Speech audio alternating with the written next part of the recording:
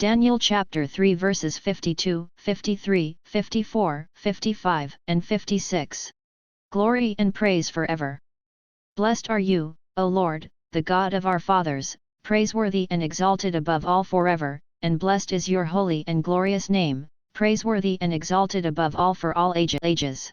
Glory and praise forever. Blessed are you in the temple of your holy glory, praiseworthy and glorious above all forever. Glory and praise forever. Blessed are you on the throne of your kingdom, praiseworthy and exalted above all forever. Glory and praise forever. Blessed are you who look into the depths for throne upon the cherubim, praiseworthy and exalted above all forever. Glory and praise forever. Daniel was born during the middle of King Josiah's reign 640 to 608 BC. Josiah was a godly king and known as one of the world's youngest kings.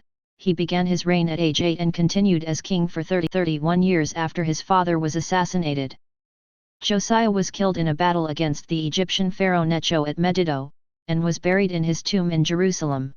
It only took 4 years for Judah to return to the evil ways that were the custom before Josiah became king. In 605 BC Nebuchadnezzar became king of Babylon. In September of that year he made Judah a vassal state. The vassal state of Judah remained in place and received Nebuchadnezzar's protection so long as they paid for the protection. This lasted until Judah rebelled in 597 and 588 BC. In 586 BC Nebuchadnezzar conquered Judah and Jerusalem.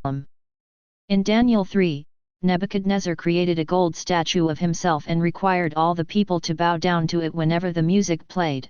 Daniel's 3 friends, Shadrach, Meshach, and Abednego refused, and the king had them thrown into a blazing furnace. This blazing furnace was not a small oven for cooking dinner or heating a house, it was a huge industrial furnace that could have been used for baking bricks or smelting metals. The temperatures were hot enough to assure that no one could survive. The roaring flames could be seen leaping from its top opening, and a fiery blast even killed the soldiers who went up to the large opening. Daniel 3:91-93. King Nebuchadnezzar rose in haste and asked his nobles, "Did we not cast 3 men bound into the fire?"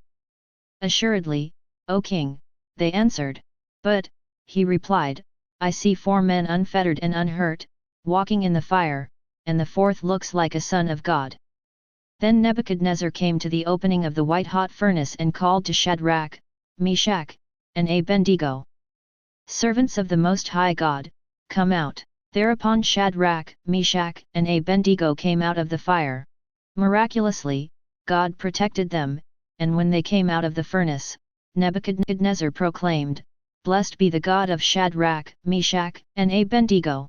Nebuchadnezzar then decreed, "Any people, nation, or language that speaks anything against the God of Shadrach, Meshach, and Abednego shall be torn limb from limb, and their houses laid in ruins, for there is no other God who is able to rule in this way." Burning alive was an ancient Babylonian punishment. Some Bibles don't include this section, and it's too bad because their readers miss the hymn of praise coming from the 3 men, who were thrown into the furnace, but were not burned or even singed. Because of their trials their faith was confirmed, God was glorified, and they were rewarded for their faith. We also need to be loyal to God no matter how difficult the pressure or punishment may be. God's protection goes beyond anything we could ever imagine. Proverbs 3 verses 1-4, "My son, do not forget my teaching, but let your heart keep my commands. Of days and years of life and abundant welfare will they give you. Let not loyalty and faithfulness forsake you, bind them about your neck, write them on the tablet of your heart. So you will find favor and good repute in the sight of God and man."